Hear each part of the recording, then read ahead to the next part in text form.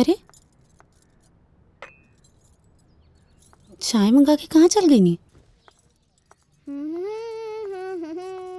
टिंकू अपना चाचा के देखला का? चाची चाचा तो बाथरूम में गई बाड़े। अच्छा लेकिन चाची चाचा तो मोबाइलो लेके गई बाड़े। मोबाइल लेके? आपने जिस व्यक्ति को कॉल किया है वो अभी हे, जाके छत पे देखो महुआ बाड़ी का। ठीक बा। प्रतीक्षा करें या कुछ समय पश्चात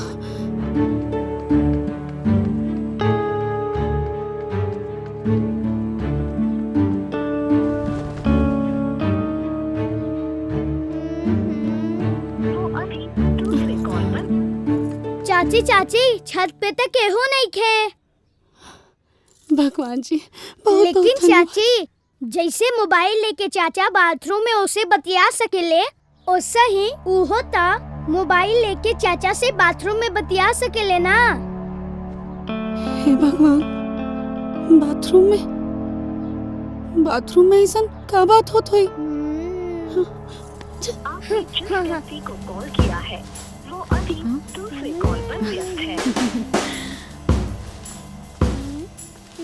आपने जिस व्यक्ति को कॉल किया है वो अभी दूसरे कॉल पर व्यस्त है। कृपया प्रतीक्षा करें या कुछ समय पश्चात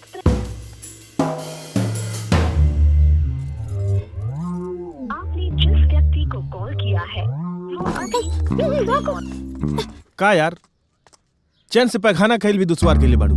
फोन पे फोन रेले जाता रू। अरे जब फोन बिजी रहे तो तनी दम लेके चाहिए ना। तू मोबाइल लेके पैखाना में का जा ले रे?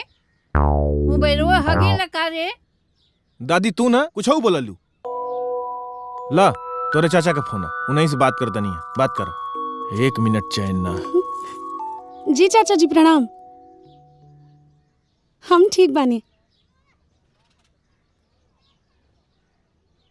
जी ठीक।